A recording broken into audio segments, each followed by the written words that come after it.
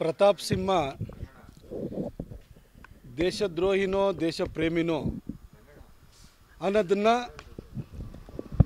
ಬೆಟ್ಟದಲ್ಲಿ ಕೂತಿರುವಂಥ ತಾಯಿ ಚಾಮುಂಡೇಶ್ವರಿ, ಬ್ರಹ್ಮಗಿರಿಯಲ್ಲಿ ಕೂತಿರುವಂತಹ ಕಾವೇರಿ ತಾಯಿ ಕಳೆದ 20 ವರ್ಷಗಳಿಂದ ನನ್ನ ಬರವಣಿಗೆಗಳನ್ನು ಓದ್ಕೊಂಡು ಬಂದಿರುವಂತಹ ಕರ್ನಾಟಕದಾದ್ಯಂತ ಇರುವಂಥ ಓದುಗ ಅಭಿಮಾನಿಗಳು ಕಳೆದ 9.5 ವರ್ಷಗಳಿಂದ ದೇಶ ಧರ್ಮ ರಾಷ್ಟ್ರೀಯತೆ ವಿಚಾರ ಬಂದಾಗ ನಾನು ನಡ್ಕೊಂಡಿರೋ ರೀತಿಯನ್ನು ನೋಡಿರುವಂತಹ, ನನ್ನ ಕೆಲಸವನ್ನು ನೋಡಿರುವಂತಹ ಕೊಡಗು ಮತ್ತು ಮೈಸೂರಿನ ಜನ 2024 ಏಪ್ರಿಲ್ನಲ್ಲಿ ನಡೆಯುವಂತಹ ಲೋಕಸಭೆ ಚುನಾವಣೆಯಲ್ಲಿ ಮತದಾನದ ಮುಖಾಂತರವಾಗಿ ಅವ್ರ ತೀರ್ಪನ್ನು ನೀಡ್ತಾರೆ. ಅವರು ಅಲ್ಟಿಮೇಟಾಗಿ ತೀರ್ಪು ಕೊಡಬೇಕಾದರೂ, ಜಡ್ಜ್ ಮಾಡಬೇಕಾದರೂ ಅವರು, ನಾನು ದೇಶ ಪ್ರೇಮಿನೋ ದೇಶ ಭಕ್ತನೋ ಅನ್ನೋದನ್ನು ಅವ್ರು ತೀರ್ಮಾನ ಮಾಡ್ತಾರೆ. ಅವ್ರ ತೀರ್ಮಾನಕ್ಕೆ ನಾನು ಬಿಟ್ಟಿದ್ದೀನಿ.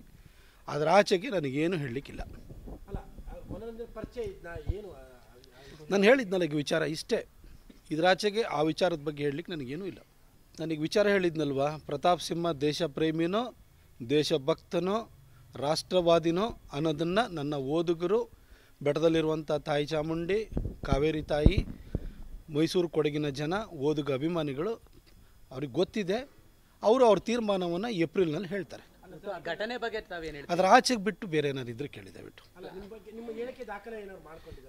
ಅದು ಆಚೆಗೆ ಏನಾದರೂ ಇದ್ದರೆ ಕೇಳಿ.